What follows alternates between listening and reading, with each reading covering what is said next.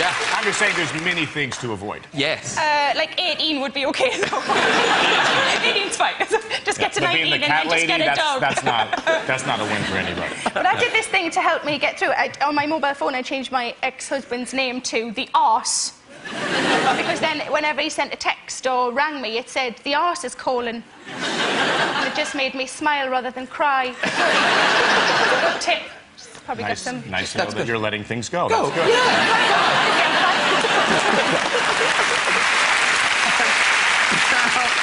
Now, Diddy, when you were a kid, I mean, sometimes you lived in quite rough areas and things, but you didn't fall into kind of any of the traps. Like, you did try to sell drugs for, was it a day? Yeah, a day. A day? Yeah.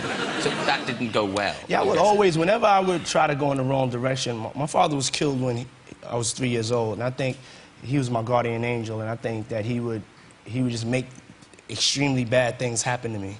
You know, so the first day I tried to sell drugs, I got chased by like 2 helicopters, 3 police cars. And I'm not even exaggerating, like a dog, you know, and I just found myself running all day for my life, and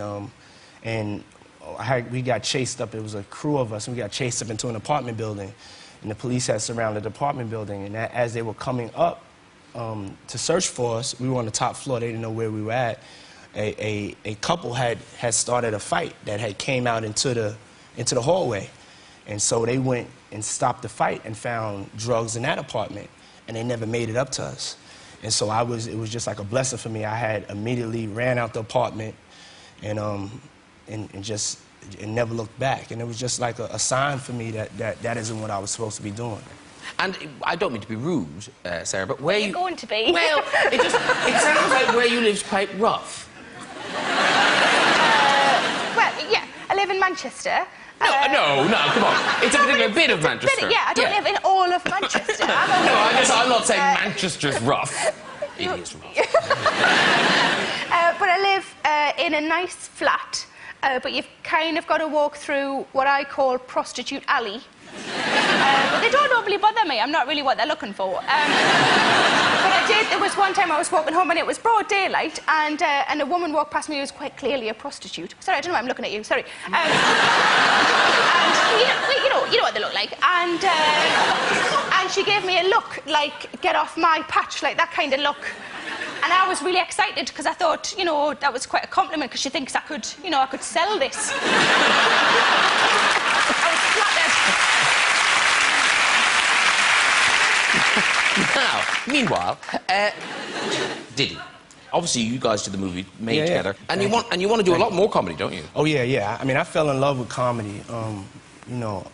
He taught me a lot of what almost everything I know about improvisation. I went and we was on the first time I did a comedy, and I went to the set of Made, and I was like, Mr. Vaughn, sir, can we go over our lines? He was like, give me that. And he ripped up the script. He's like, we don't need that here. And I was like, well, how am I going to know what to do? He was like, follow me, kid. Are you doing stand-up as well as in films? No, not yet. I haven't doing stand-up yet. Yeah, it's hard to start with. You'll have to sleep on a lot of sofas and that, it's a lot of fun. You don't get paid for ages, and you'll just do to small audiences, and, if you've got some friends that you could sleep on their sofas, you'll be champion. Yeah. So, and vice versa, if Sarah wanted to get into rapping or anything, what are the basics? What are the basic bits of advice? I think she has to speak from her heart. She has to speak and write songs that are true to her. So I mean, I think something like her writing, a song about her ex-husband, or traveling home through Prostitute's Alley or something like that. I'm glad you've been paying attention to my life. I like it. That could be the name of the album. Prostitute Alley. Yeah. That is a good name for an album. Sounds like a classic to me. Do you want to have a little go at rapping, Sarah? Oh, I've got, actually, I'll tell you what I've got. I've got a bit of Bad Boy for Life. Do you want to try a little bit of Bad Boy for Life? You don't have to. I'm not going to hit you with a stick. Bring it on. Let's have a go. Do you want to have a go? Okay, go. There you go. There's a microphone. Oh, get into the microphone. There's the... well, I don't know. If you start the music and then you hit her when it's time to go. Go. Hold on.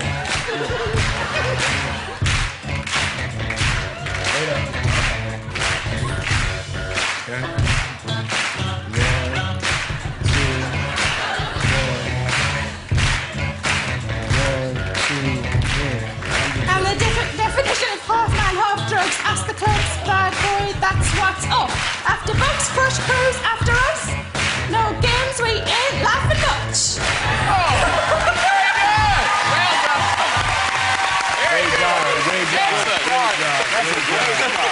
Great job. When he first started the conversation, I thought Prostitute Alley was a dream. Now I know it's a reality. We're going to do this thing. We're just getting into it there. The album's later. Okay. Yeah, it'll be fine. Yeah, you can work on that. Diddy can produce it. It'll be marvellous. Yes. Awesome. Thank you for having me on. A whole new career. Prostitute Alley could be real. Prostitute Alley is real.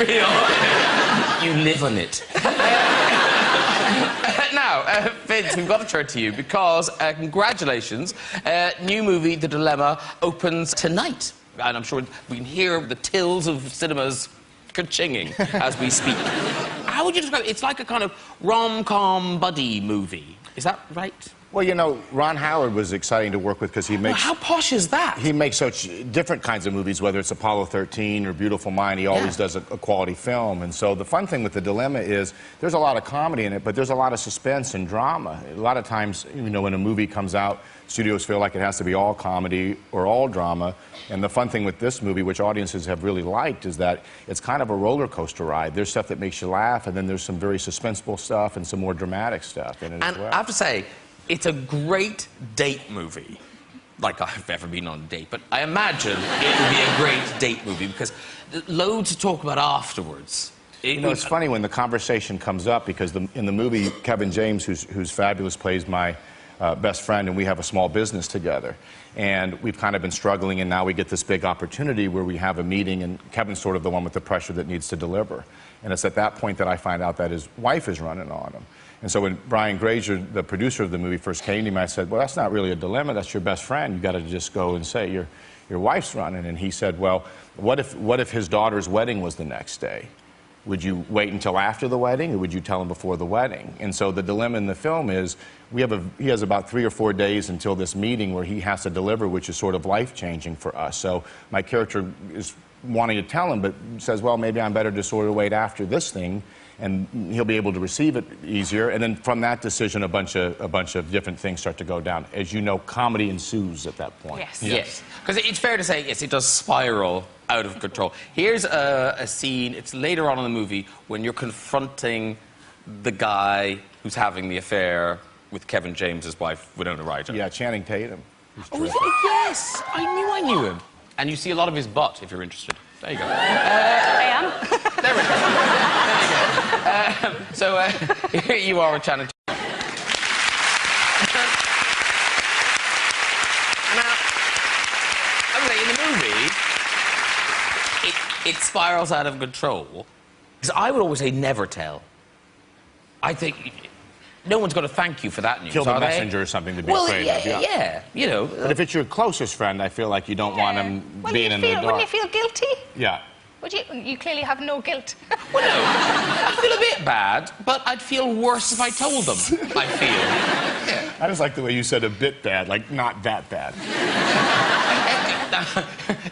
I was like, Diddy, in your crazy life, would this even be a dilemma? Would it even show up as a dilemma? Oh, yeah. Oh, yeah? Oh, good. Yeah. All right. Well, so can you imagine what you might do? I'm telling. I mean, that hurts. So, be honest, it hurts men like a little bit more than it hurts women because we softer. We're not as strong. We're not as strong as women. Losing the crowd. No, I'm just saying, women are, you know what I'm saying? Women are strong. Men, boy, when they get hit with that, yeah, they just disintegrate. On another woman's shoulder. He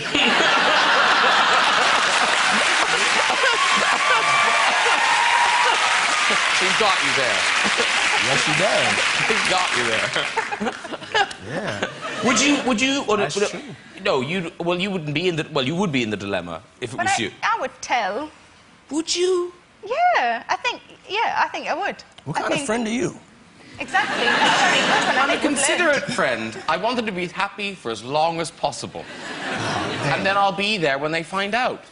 When some And you'll heartless person tells them. And then you'll be as shocked as they are. Yeah. No. Oh, you can act, though. You say I can't act, it would be all over my face. I just have to come clean anyway. And I would probably take a little bit of pleasure in it, given the fact that I'm divorced.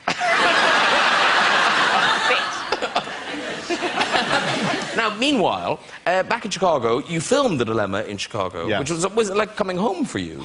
Well, you know, I try to film as many things there as I can because it is home for me, and it's nice to be able to go home at night. And so when I suggested Tehran as a location, he was excited about it, so it worked out. So that was nice. And now your mom, she's a sort of local celebrity. My mom is, she teaches kind of aerobics and kind of a hybrid of stuff. She runs her own business, and my mom is 70 years old. She can outrun me. She can outstretch, lift. Now, tell us that again, and let's look at the picture again. Wow. Yeah. She is 70 Yeah, years she's almost old. 70, yeah. Wow. Okay. Amazing. That is incredible. I unfortunately have not followed the routine. Because now, you run the New York Marathon. Yes. But is it true you didn't train for it? I didn't train for it.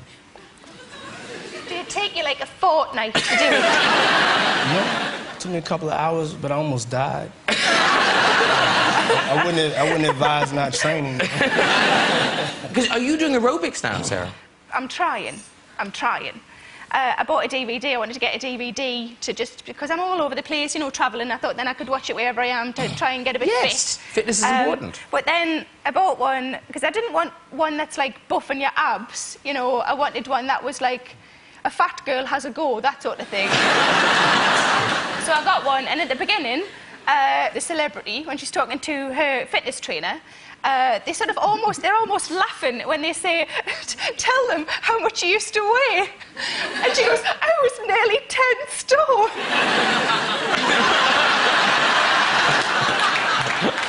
Then I realised that I'm actually aiming for her start weight. No. Is it one of these that goes for like 90 days or something like that? It's a... No, I think I have to do it till I die. That might only be a month anyway.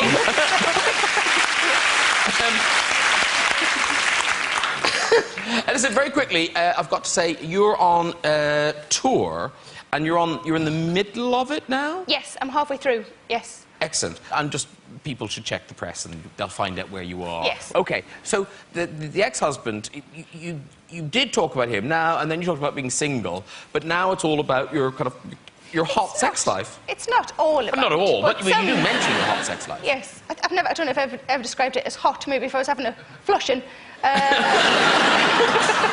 But yes, I do talk. I just talk about things that are happening in my life on stage generally. But yeah, I do talk about You're quite sex. I'm adventurous sometimes, I think, you and Gary. Well, I think you've got to try and sort of experiment a little bit, haven't you, Diddy? He knows all about that. And Keep it fresh. Exactly, thank you. We're on the same wavelength here. We had a shower. I love the boys just nodding. Yeah. Keep it fresh. We had a shower together, thinking that would, you know, be a bit... I don't know if that's my sexy move. I don't know what that was. But it turned into just sort of cleaning, you know. Just sort of being sponged down. And then he said, which I thought he was going to say something really sexy, and he said, arms up. But it's good to know, like, for when we're pensioners, you know.